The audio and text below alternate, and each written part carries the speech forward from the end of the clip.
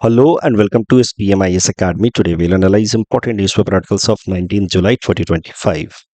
Please note you can download the PDF version of today's newspaper analysis by clicking the link given in the comment section. This is the list of the topics that we'll be covering from today's newspaper. The first topic is about Killadi excavation. This excavation और यहाँ से जो भी extractions हुए हैं that can change India's mainstream history. ये topic बहुत important है। कई लगभग दिनों से 2 महीनों से लगभग ये लगातार न्यूज़पेपर्स में आ रहा था। I was waiting for more developments to happen and then to cover in the newspaper analysis. आज इसके बारे में हम देखते हैं। ये टॉपिक अलग अलग पर्सपेक्टिव से इंपॉर्टेंट हो सकता है। Essay writing, art and culture, GS paper 1, ethics and integrity, सबके लिए इंपॉर्टेंट हो सकता है। समझेंगे, पहले एकदम बैकग्राउंड देखेंगे and then will come to the current context. देखिए, सिविलाइजेशन का पहले मतलब समझते हैं क्योंकि फिर that would be utilized in current context. Civilization का मतलब होता है advanced stage of human settlement, जहाँ पे गवर्नमेंट एंड एडमिनिस्ट्रेशन के सिस्टम भी काफ़ी डेवलप्ड हों, अर्बनाइजेशन हो चुका हो, यानी कि प्रॉपर टाउन प्लानिंग हो, सिटी हो, वाटर मैनेजमेंट सिस्टम हो, ड्रेनेज सिस्टम हो। तो इन सबको अगर ये सारी चीज़ें हों तो हम कहते हैं कि उस एरिया में सिविलाइजेशन डेवलप हो चुका है। क्राफ्ट सिस्टम काफ़ी डेवलप्ड हो, stone based, metal based, ornaments, tools, ये सब हों। अगर सिविलाइजेशन की बात की जाए हिस्टोरिकली तो एंशियंट टाइम में 4 सिविलाइजेशंस मेनली देखे गए हैं दुनिया भर में। और ऑफ कोर्स सिविलाइजेशन को डेवलप होने के लिए रिवर तो चाहिए ही, क्योंकि river provides important basis for agricultural development, और एग्रीकल्चर होगा तभी जाकर के एग्रीकल्चर में सरप्लस होगा, और agricultural surplus is the basis for civilization. क्योंकि जब एग्रीकल्चर में सरप्लस होता है तभी जाकर के लोग दूसरे दूसरे इकोनॉमिक एक्टिविटीज़ में भी इंगेज होते हैं। कोई आर्ट, पोएट्री, इन सब में इंगेज होगा, कोई आर्किटेक्चर डेवलप करने में इंगेज होगा, तब जाकर के कॉम्प्लेक्स इकोनॉमिक सिस्टम डेवलप होता है, टाउन प्लानिंग होती है, गवर्नमेंट एंड एडमिनिस्ट्रेशन डेवलप होता है। तो हिस्ट्री के लेक्चर से आई जस्ट होप आप ये रिलेट कर पा रहे हैं। You must have studied in history कि surplus is very very much needed in order to rise for civilization. और सरप्लस इन एग्रीकल्चर के लिए ज़रूरी है कि सेटलमेंट एक इम्पॉर्टेंट रिवर सिस्टम के अराउंड हो, and that is the reason why in ancient time the 4 civilizations were around 4 important rivers. For example, Egyptian civilization around the Nile River, Mesopotamian civilization around Tigris and Euphrates, Indus Valley civilization around Indus River, and China's civilization around Yangtze River. अगर उसमें भी सबसे पहले civilisation की बात की जाए chronologically तो it was Mesopotamian civilization which could be considered as the earliest. उसके बाद इजिप्शियन सिविलाइजेशन, उससे थोड़ा बाद में Indus valley civilization. Indus valley civilization को इंडस सरस्वती सिविलाइजेशन भी कहते हैं।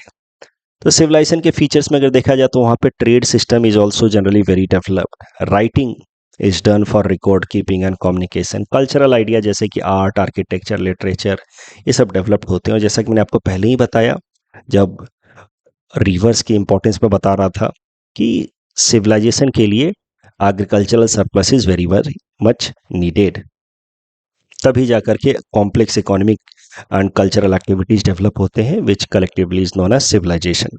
भारत के अंदर अगर सिविलाइजेशन की बात की जाए तो फर्स्ट सिविलाइजेशन या first generation civilization in India happened around Indus valley. इसीलिए इसको कहा जाता है इंडस वैली सिविलाइजेशन या Harappan civilization, because one of the most important site was site of Harappa. इसका जो मैच्योर फेज है, जब यानी कि ये सिविलाइजेशन पीक कर रहा था, that is between 2600 BC to 1900 BC. और इसके लोकेशन की बात की जाए तो modern day Pakistan as well as north west India के रीजन्स में हमारा इंडस वैली सिविलाइजेशन था which is first generation civilization in India. अब उसके बाद इंडस वैली सिविलाइजेशन डिक्लाइन कर गया। डिक्लाइन क्यों किया उसको लेकर के भी कई सारी थ्योरीज हैं, डिफरेंसेस हैं। जैसे कुछ हिस्टोरियंस का मानना है कि इंडस रिवर ने अपना बार बार कोर्स चेंज करना शुरू कर दिया because of climate change and change in rainfall pattern, जिस कारण से सारे सेटलमेंट्स डिस्ट्रॉय हो गए। कुछ हिस्टोरियंस का कहना है कि इंडस वैली सिविलाइजेशन के लोग जो हैं they were attacked by foreign invaders known as Indo Aryans who came to India, came up with Vedic culture, brought Vedic texts like Rig Veda and all, and they came attacked Indus Valley civilization, and that is why Indus Valley civilization declined. ये लोग कहाँ से आए? Indo Aryan लोग, इसको लेकर के भी अलग अलग हिस्टोरियंस के बीच में डिफरेंसेस है। जैसे बाल गंगाधर तिलक जी कहते हैं कि आर्कटिक रीजन से आए। स्वामी विवेकानंद जी का मानना था कि they came from interiors of modern day Afghanistan itself, जो उस टाइम में भारत का ही हिस्सा हुआ करता था। तो वो डिफरेंसेस है, बट नेवरदलेस एक अग्रीमेंट है कि इंडस वैली सिविलाइजेशन डिक्लाइन कर गई बाय 1900 टू 1800 बीसी, और एक नए तरह के लोग आए भारत में, अपने वैदिक टेक्स्ट लेकर के आए, जिसके बाद भारत में सोशल हायरार्की भी डेवलप हुई, जिसको वर्ना सिस्टम कहा गया अर्ली टाइम में। इसमें लोगों को 4 कैटेगरी में डिवाइड किया गया: Brahmin, Kshatriya, Vaishya and Shudras. Over a period of time when varna system became very rigid and exploitative based on family background, then इसी वर्ना सिस्टम को बाद में हम लोग कास्ट सिस्टम भी कहते हैं, where it became rigid and basis for exploitation of people from so called lower varnas like shudras. तो उसको फिर हमने कहना शुरू कर दिया कास्ट सिस्टम। अर्लियर टाइम में it was very fluidic, non-exploitative, and that is why in positive sense the same social phenomena of hierarchy is known as varna system।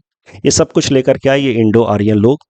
Indo Aryan लोग आकर के पहले सेटल हुए उन्हीं जगहों पे लगभग जहां पे पहले इंडस वैली सिविलाइजेशन था, वहां पे वो सेटल हुए।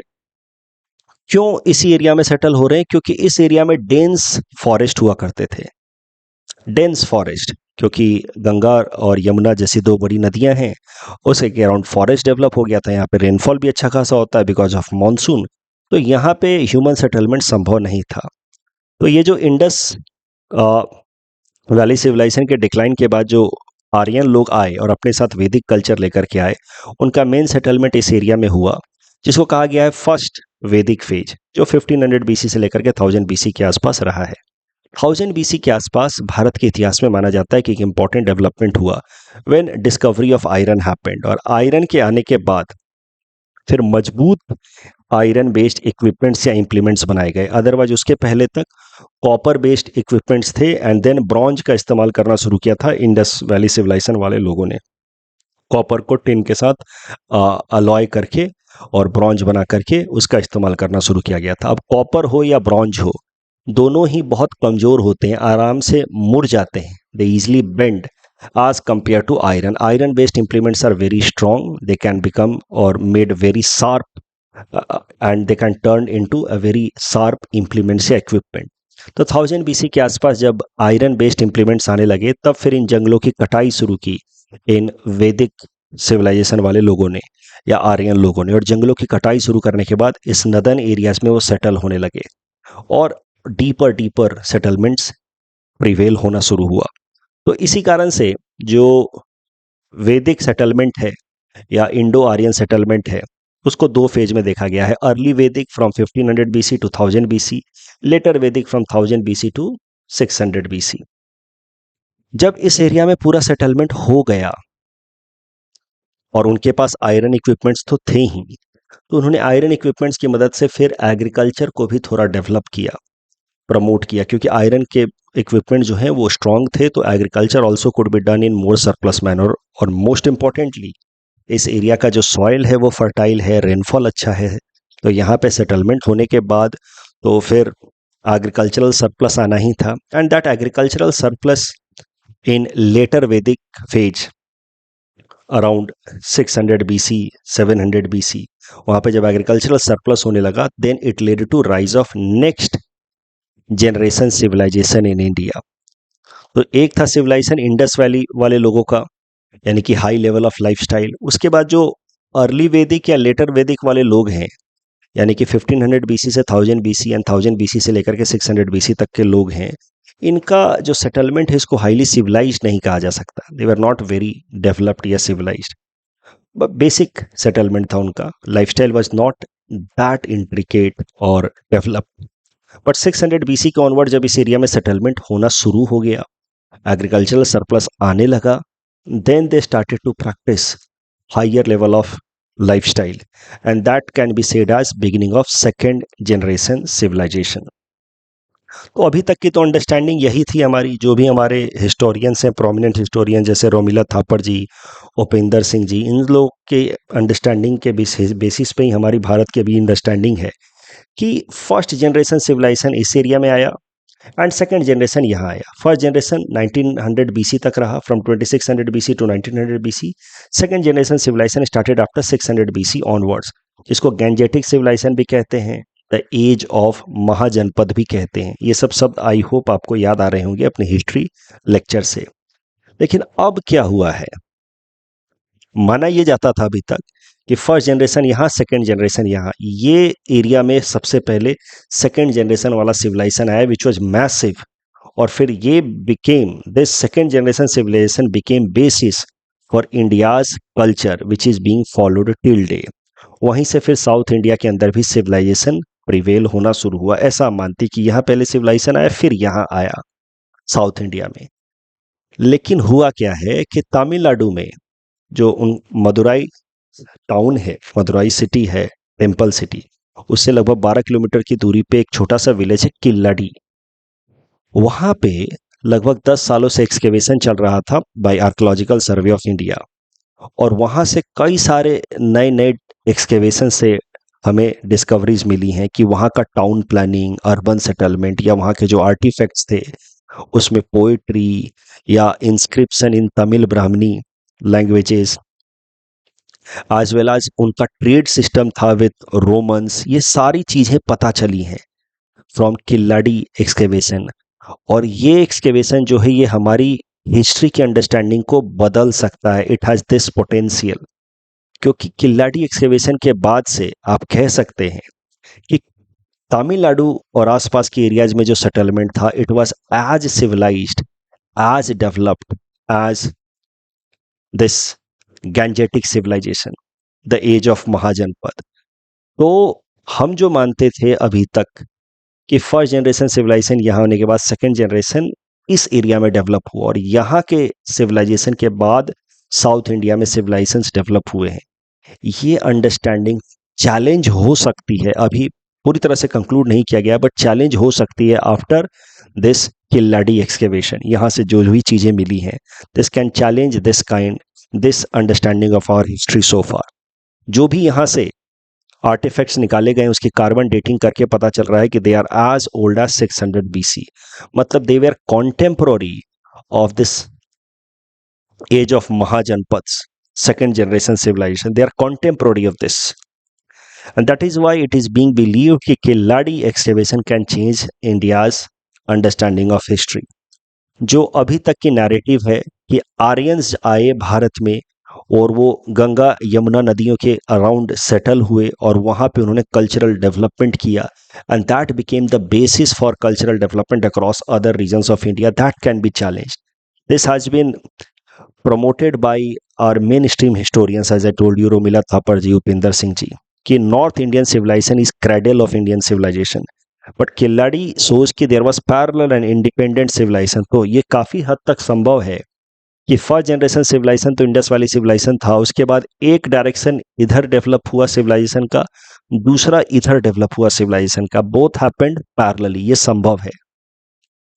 अभी तक भारत का सिविलाइजेशन का कोर माना जाता रहा है around Ganga and Yamuna, but perhaps Ganga और यमुना के बराबर की इंपॉर्टेंस हो सकती है टू दिस वगई वैली सिविलाइजेशन. क्योंकि इसको वगई वैली सिविलाइजेशन इसलिए कहा जा रहा है because Keeladi is settled around Vaigai river. This will lead to rewriting of Tamil history. देखिए, तमिल हिस्ट्री के बारे में काफ़ी हद तक हमें संगम लिटरेचर से पता चलता है. अब संगम लिटरेचर ने संगम एज की बात की है, डेवलप्ड सिविलाइजेशन की बात की है in this phase, 500 BC 400 BC की बात की है, बट सिर्फ हमारे पास संगम लिटरेचर था, उस लिटरेचर की बातें थी. There was no archaeological evidence to support कि there was a civilization developed in the time of 500 BC 400 BC, that means contemporary to the Gangetic civilization. इसको लेकर के हमारे पास सिर्फ संगम लिटरेचर था, but there was no archaeological basis. But now we have got some archaeological evidences also. I am again telling you कि Keeladi excavations में जो भी चीज़ें मिली हैं उसके बेसिस पे अभी बहुत कुछ हिस्टोरियंस को कंक्लूड करना बाकी है. ये सब बस एक इन्फरेंस ड्रॉ किया जा रहा है कि पॉसिबिलिटी है कि अब एक सिविलाइजेशन इधर डेवलप हुई, दूसरी सिविलाइजेशन इधर डेवलप हुई. मतलब डायरेक्शन ऐसा नहीं था सिविलाइजेशन का, फर्स्ट के बाद ये सेकंड, सेकंड के बाद ये थर्ड. संभवतः पॉसिबली फर्स्ट के बाद ये 2 सेकंड एक साथ डेवलप हुए इन कॉन्टेम्पोररी फैशन। साउथ इंडिया की जो हिस्ट्री है उसकी अंडरस्टैंडिंग और मजबूत होती है, क्योंकि साउथ इंडिया में आपको संगम टेक्स्ट में समझने को मिलता है कि 500-600 बीसी के आसपास वहां पे एक अच्छा सेटलमेंट था, लेकिन उसके आगे फिर कुछ देखने को मिलता ही नहीं। अगेन 600-700 एडी के ऑनवर्ड्स आपको फिर वहां पे सेटलमेंट्स की बात देखने को मिलती है, सिविलाइजेशन की बात मिलती है, and then we see the rise of kingdoms like Cholas, Pandyas and Cheras. और जो बीच में चोलास, पांड्याज, चेरास जो 3 क्राउन किंगडम्स ऑफ साउथ हैं, उनका कैसा स्ट्रक्चर था, क्या था, उसको लेकर के कुछ खास पता है नहीं। But Keeladi provides an opportunity, this excavation provides an opportunity to create a continuity and bridge the gap about south India's history. जो हमारी राइटिंग की अंडरस्टैंडिंग है कि राइटिंग जो है वो कब शुरू हुई भारत में, वो भी अंडरस्टैंडिंग बदल सकती है। किल्लाडी excavation suggest that the writing in Tamil Nadu started centuries before Ashokan inscription. This could change our understanding about language, literature and communication in India. तो ऐसे राइटिंग में कहीं आप किल्लाडी का जिक्र करके ये कोट अपने तरफ से लिख सकते हैं कि history is not only what we find in books but also what we discover in the soil. Basically it is what we discover in the soil, and that is why history will keep on changing. So on the basis of history, if we assume some idea, so we should not be very much rigid about it. We should be ready to change it with more and more discoveries, because history is bound to change. No doubt history means events that have happened in the past, but our understanding about those events are circumstantial, and with changing circumstances our understanding may change. इस topic discussion के basis पे prelims practice question है। Please attempt this question and submit the answer in the comment section. ऐसा सवाल आपसे पूछा जा सकता है, Keeladi is not just an excavation, it is awakening of forgotten roots of Indian civilization past. आप जिन स्टूडेंट्स को इस बार मेंस लिखना है, प्लीज आप डेली आंसर राइटिंग लिखना शुरू कीजिए। बीच में हमने पोर्टल जब शट डाउन किया था 3-4 दिनों के लिए वर्कलोड के कारण, तब से कई सारे बच्चों ने लिखना बंद कर दिया। ऐसा मत कीजिए, रोज आंसर आपको लिखना है।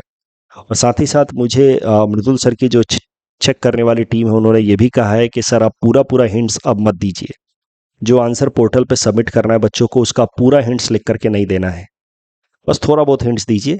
अब आप लोग को खुद एक्सप्लोर करना है आंसर राइटिंग, ठीक है। पूरा हिंट्स देने से क्या होता है, बहुत सारे बच्चे वही एज इट इज लिख देते हैं। You try writing on your own. तो आज मैंने बस एक प्रश्न दिया, लेकिन जनरली मैं 2 या 3 प्रश्न दूंगा, जिसमें से एक प्रश्न जो आपको अपने लेवल पे लिख करके सबमिट करना है मेनली, उसमें मैं हिंट्स तो लिख करके पूरा नहीं दूंगा, बस बेसिक आइडियाज दूंगा।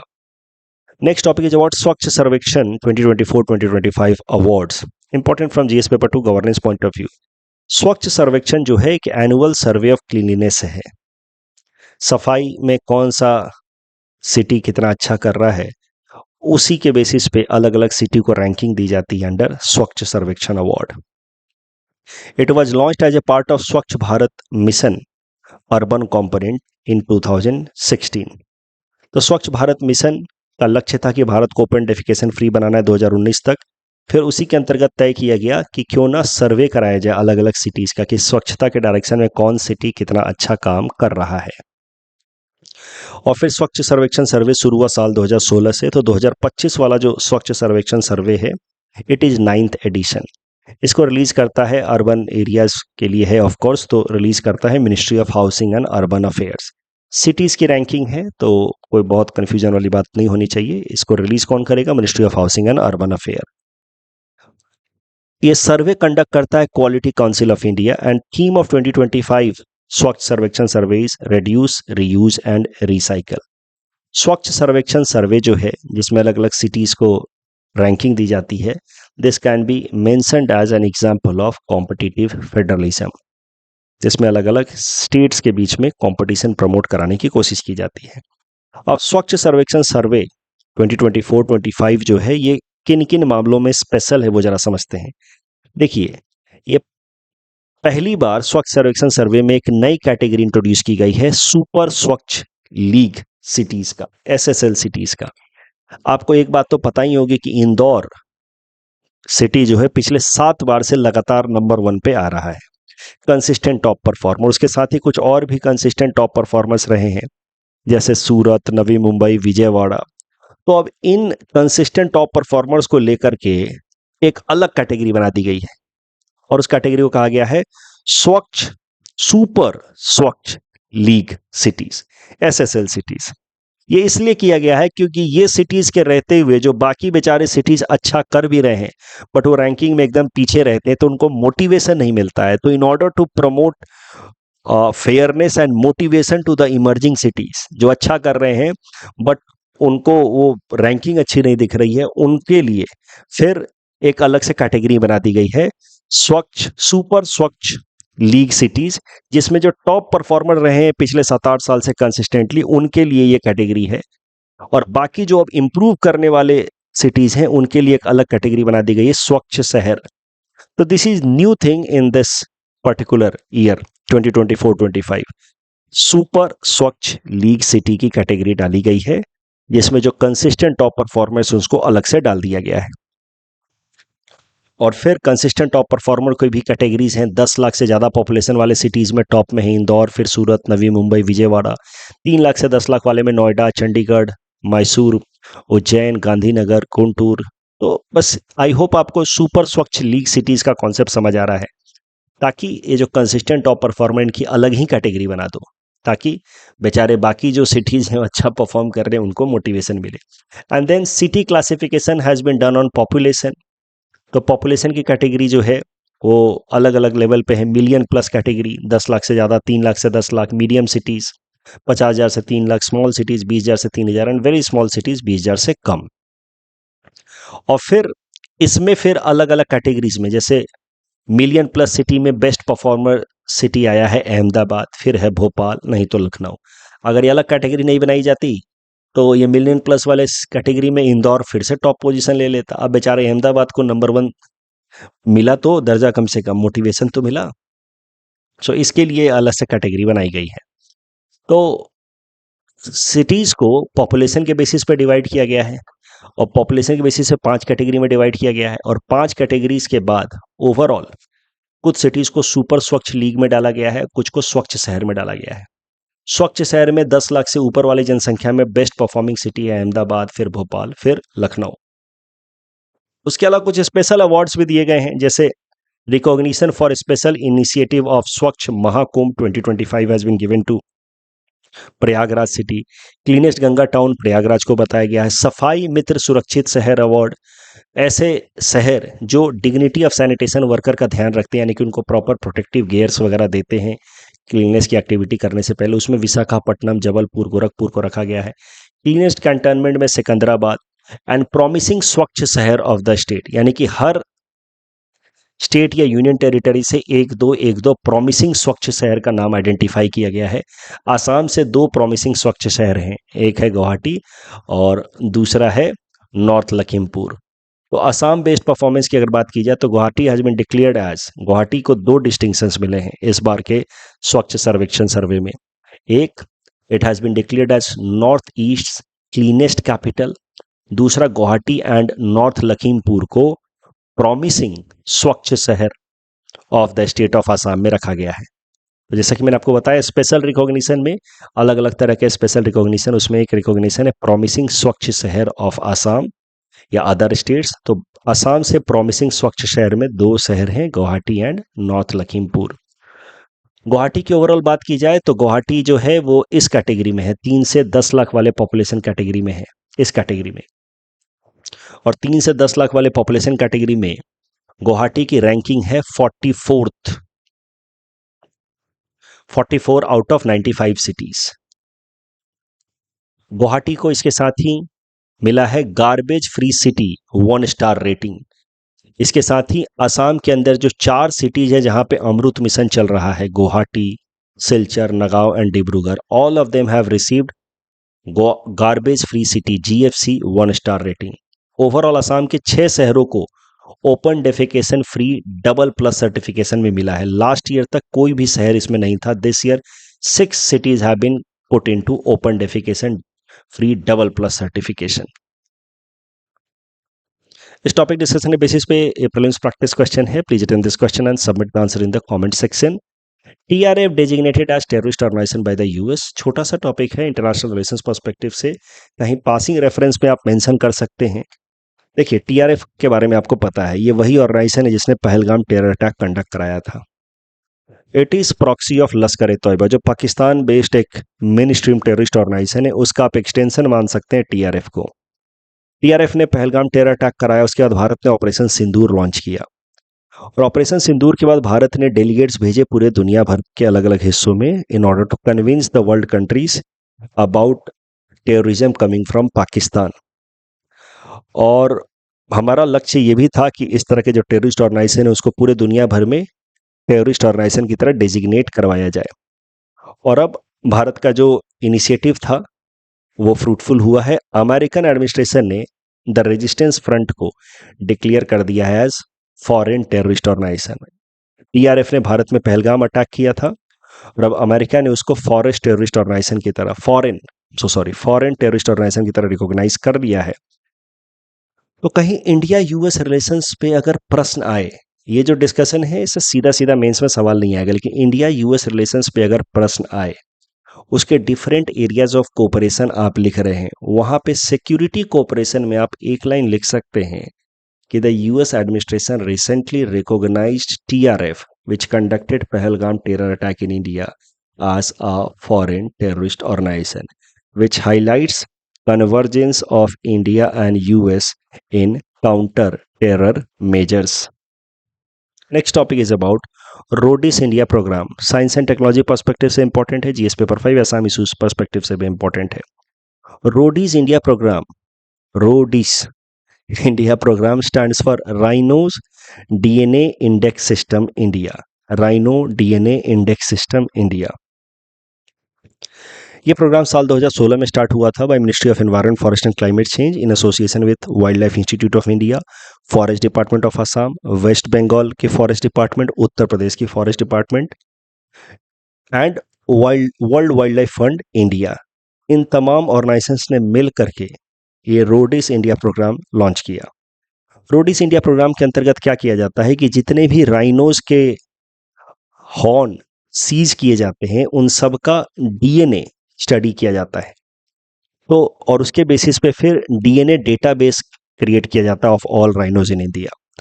तो DNA is extracted primarily from seized rhino horns, और उसके बेसिस पे डीएनए डेटाबेस बनाया जाता है राइनोज का, जिससे क्या होता है कि राइनोज की कंजर्वेशन में भी फायदा मिलता है। राइनोज की कितनी तरीके के डीएनए है, क्या उसकी बीमारी हो सकती है भविष्य में, राइनोज के अंदर क्या बीमारी फैल सकती है, वो सभी पता चलता है। प्लस राइनोज पोचिंग के केस में वाइल्ड लाइफ क्राइम इन्वेस्टिगेशन में फायदा होता है फ्रॉम दिस डीएनए डेटाबेस।